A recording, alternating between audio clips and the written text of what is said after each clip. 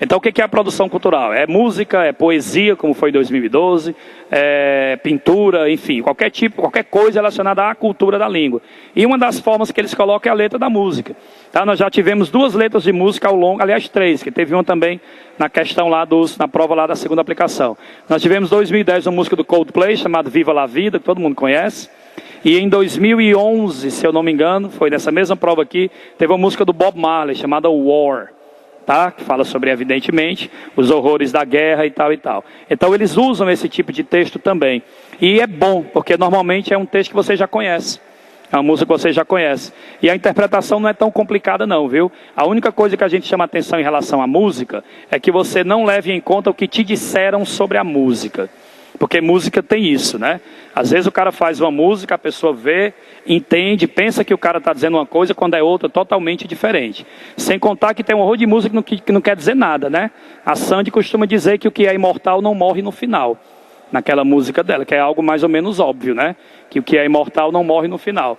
Né? E o grande Ari Barroso já dizia que esse coqueiro que dá coco, como se um coqueiro pudesse dar goiaba, manga, uva. Né? Então, às vezes, o cara coloca uma frase lá para poder constar. Então, a interpretação da música ela é muito óbvia, tá? É o que realmente está escrito lá. Agora, esqueça o que te disseram. Não, eu ouvi dizer que essa música de abertura da novela dos Beatles, Lucy in the Sky with Diamonds, que é Lucy, Sky e Diamonds, LSD, é uma música que eles fizeram como uma apologia ao ácido que eles usavam e tal. Segundo quem fez a música, Lennon e McCartney, não tem nada a ver. Então, quem somos nós para discutir com os caras que fizeram a música? Pode até ser, mas se os caras estão dizendo que não foi, por que a gente vai dizer que foi? Entendeu? Aquela Hotel California, aquela música conhecidíssima, tem 200 mil interpretações. 200 mil coisas que o pessoal diz. É mundo das drogas, é um sanatório, é uma seita religiosa, é o Paulo Sarazate na véspera do Enem, não sei. Quem vai saber é o cara que fez a música. Então não leve isso em conta não. Leia como você vai ler esse textozinho que a gente vai mostrar para vocês agora. Tá bom? Deixa eu só ler mais essa aqui. Vamos lá, rapidinho. Por que inglês se tornou uma primeira língua internacional e nacional? Isso mesmo? Se eu não tiver entendido aqui, perdão, viu? Devemos praticar mais língua estrangeira. Serve como exemplo na prática. Essa questão isso é uma questão histórica, né? Infelizmente, a gente tem a influência, infelizmente ou felizmente, depende do ponto de vista. A gente tem a influência americana muito forte, principalmente depois da Segunda Guerra, e acabou que o inglês tomou lugar de outras línguas que eram tão importantes como é o inglês hoje. Antigamente era o francês. Na época dos pais da gente, ou dos pais de vocês e tal, se estudava francês, as escolas. Hoje a gente usa vários nomes em francês e tal. E após a Segunda Guerra, os americanos passaram a dominar. Então, por isso que hoje você é analfabeto, considerado analfabeto no mundo, se você não tiver uma noção de inglês e de informática. O Bill Gates já tinha dito isso nos anos 1980. Então, você tem que ter algum... Então, por isso que é cobrado e é tido como essa língua principal e tal. Tá bom? Vamos dar uma olhada nessa terceira questãozinha aqui, tá? Professor João Paulo, chegando, adentrando, meu grande amigo. Esses encontros são bons que a gente revê pessoas que a gente não vê há 1500 anos, né, irmão? Como é que você está, meu filho? Apertar aqui essa mão. Isso, tudo em paz, né? Coisa linda, meu Deus. Daqui a pouco ele só uma troca justa, né? Sai o Anquis entre o João Paulo, né? Mas fala o quê, né? Querido, vamos subir esse ano, né? Falta só ganhando, né? Ganhando do Joinville, a gente sobe, né? Deus quiser. Vamos nós. Então a questão, começando pela questão, tá? A questão 3 diz assim, ó. Em relação às pesquisas, a utilização da expressão University Graduates evidencia a intenção de informar que... Essa questão também serve de exemplo para uma daquelas habilidades que eu estou dizendo a vocês, tá? O Enem sempre coloca uma questão envolvendo vocabulário. Uma palavra ou palavras do texto para você associar ao texto como um todo. Quando isso acontecer, você se preocupe apenas com o que ele está pedindo em relação ao vocabulário. Eu vou focar minha leitura em quê? No termo University Graduates, o resto não precisa. Eu li antes, então eu sei que ele quer só isso. E University Graduates significa alunos que estão na universidade. Vocês no próximo ano, certo? Alunos que estão na universidade, são os que estão se graduando. Não é quem se formou ainda, está prestes a se graduar, não. É quem estuda na universidade. Pois bem, eles usam essa expressão para evidenciar o quê? Para informar que as doenças do coração atacam 10 mil pacientes. Para informar que as doenças do coração ocorrem na faixa dos 16 anos. Para informar que as pesquisas sobre doenças são divulgadas no meio acadêmico. Para informar que jovens americanos são alertados dos riscos de doenças do coração. E o item é para informar que maior nível de estudo reduz riscos de ataques do coração. Esse texto vai falar sobre o quê, pessoal? Doenças do coração. Como é que eu sei? Porque está em todas as alternativas. Alguma coisa relacionada às doenças do coração. Beleza? Primeira frase do texto diz assim. Legal porque é um texto que não tem título, não tem nada. É só um parágrafozinho e pronto, né? Going to university seems to reduce the risk of dying from coronary heart disease. An American study that involved 10,000 patients from around the world has found that people who leave the school before the age of 16 are 5 times more likely to suffer a heart attack and die than university graduates. Vamos pegar a primeira frase e usar aquela estratégiazinha dos cognatos, né? Going to university, universidade, seems to reduzir the risco of dying from coronária heart disease. Se eu pegar só essas palavras, ele está dizendo aí o quê? Que ir para a universidade parece reduzir o risco de se morrer de doenças do coração. Quem está na universidade tem uma possibilidade menor, olha que maravilha, mais um motivo para você passar de qualquer maneira, né?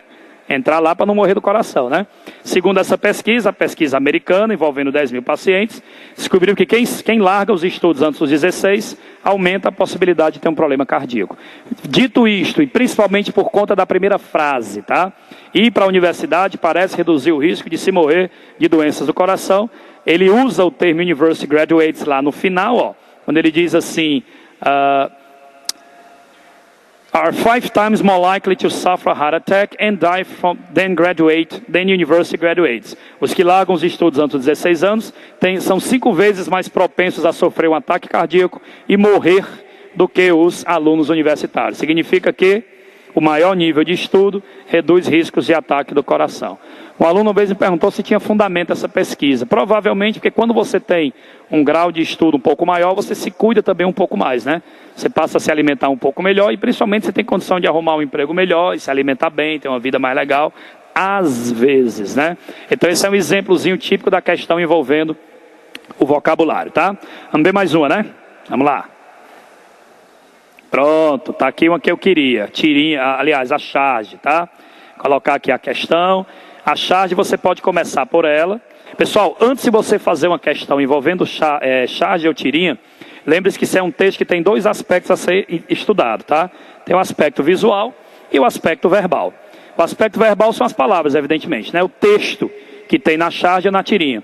Às vezes tem charge ou tirinha, principalmente charge, que a frase tem 2, 3 palavras. Às vezes tem tirinha que tem só 1, 2 balõezinhos, 1, 2 ou 3 palavrinhas também. Isso significa dizer que o aspecto visual é tão importante quanto, e em alguns casos é até mais importante do que o aspecto verbal. Por exemplo, na charge, uma coisa bem óbvia, tá? Uma coisa bem lógica. Então, pessoal, como eu estava falando, ó, então você faz essa análise da parte visual. Você quer ver um exemplo?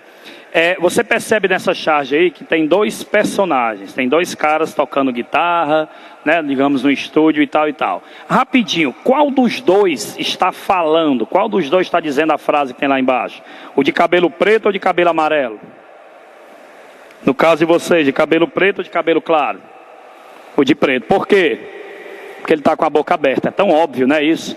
Pois é, pessoal, às vezes acontece você precisar saber quem está falando, porque a frase, você para melhor interpretá-la, ela pode ter sido dita por A ou B, e às vezes o cara nem consegue visualizar isso aí. Então vai estar falando, evidentemente, quem está com a boquinha aberta. Então analisa o aspecto visual, expressões faciais, roupa, o local onde as pessoas estão, enfim. Tudo isso, tá? Tudo isso vai te ajudar também na compreensão. Então nós temos aí 2 jovens no ensaio, né? Coisa muito comum, jovem ter uma banda, tocar e tal e tal. E o de cabelo preto, né? O que está aí à sua esquerda, digamos assim, ele diz o seguinte: I start every song by counting 1, 2, 3, 4, because it reminds me of math. Math depresses me and that helps me sing the blues. Ou seja, I start every song, eu começo toda música, counting 1, 2, 3, 4. Contando de 1 a 4, né? Contando 1, 2, 3, 4. Because it reminds me of math. Porque me lembra matemática. Matemática me deprime, né? Me deixa depressivo. E isso me ajuda a cantar blues. Vocês já ouviram falar de um ritmo musical chamado blues, né? O blues é um ritmo de origem americana que tem por característica ser uma música muito triste. Tá? Uma melodia triste, uma música triste. E a palavra blue em inglês, além de significar cor azul, significa também depressão, tristeza, porque o azul é a cor que indica a depressão, a tristeza e a melancolia. Então tem várias músicas do inglês que a pessoa diz I am blue, por exemplo. A música do Phil Collins, muito conhecida, When I'm Feeling Blue, quer dizer, quando ele está se sentindo triste. É uma música do Elton John chamada Blue Eyes, tá? Que significa olhos azuis ou olhos tristes. Na letra você percebe que é mais voltado para os olhos tristes, porque tem exatamente essa característica, tá certo? Então o blues é esse tipo de música, tá? Então ele conta de 1 a 4, porque isso faz lembrar a matemática. A matemática deixa ele deprimido, e ele estando deprimido, ele acha que vai tocar melhor o ritmo do blues. O jazz é uma batida um pouquinho mais alegre, digamos assim, que veio até do blues, e o blues é aquela coisa mais tristinha e tal, certo? Enfim, então a questão dizia assim, ó: ao estabelecer uma relação entre a matemática e o blues, a partir da opinião pessoal de um dos rapazes, qual deles? Né, o de cabelo preto. A charge sugere que as canções iniciadas com a contagem de 1 a 4 fazem lembrar o blues. Que o blues, com seu ritmo depressivo, alivia o sentimento causado pela matemática. Que as canções devem se iniciar com a contagem de 1 a 4 para se tornarem tristes. Que o blues, assim como a matemática, consegue despertar um sentimento inspirador. O sentimento despertado pela matemática serve como motivação para o blues. Então vamos lá, por que ele conta de 1 a 4? Para lembrar de matemática. O que acontece com ele quando ele lembra matemática? Ele fica depressivo. E ficando depressivo, isso vai fazer com que ele toque melhor o blues. Então, item é: o sentimento despertado pela matemática serve como motivação para o blues. Ok? Vamos ver uma tirinha. A gente falou aqui tanto em tirinha, né? Posso passar aqui, né? Vamos lá. Uma tirinha aqui também. Essa da prova de 2011. Da segunda aplicação. Colocar aqui as alternativas. E aí vamos pegar de novo aqui o papelzinho para a gente ver, conseguir enxergar direitinho aqui a tirinha, né? Pessoal, tirinha, né? Como eu disse a vocês, analisa a parte visual, né? Faz uma análise dos aspectos visuais, mas não esqueça que a resposta vai estar no terceiro quadrinho, o desfecho. É óbvio que você precisa compreender um pouquinho os outros 2, 3 quadrinhos que tiver, mas a resposta em si vai estar no último quadrinho, não esqueça disso, tá? Dá para você perceber que tem uma conversa, um diálogo entre pai e filho, certo? Dá para você perceber que é meio que uma relação entre pai e filho. O pai sentado na cadeira, o filho de pé, aquele filho pré-adolescente, né? Que gosta já de começar a questionar, já vai engrossando o pescoço e achando que é gente, e aí já começa a conversar meio que de igual para igual com o pai, né? E aí o pai diz assim, veja que é o pai que está falando primeiro, e ele diz: I am tired of your debating everything that I say. Né? Estou cansado de você debater, discutir, argumentar tudo o que eu digo. O pai continua: I want you to remember 2 words. Eu quero que você se lembre de 2 palavras. Don't question me. Não me questione. Aí o menino evidentemente vai dizer assim: but that's 3 words. Mas aí são 3 palavras, né? Don't question me. São 3, não 2. Aí o pai vai e diz: there you go again. Lá vai você de novo. Esse é o diálogo. Então o segredinho está nisso aqui, ó. O menino diz: mas são 3 palavras, bicho burro. Aí o pai vai e diz: vai tu de novo. Pronto.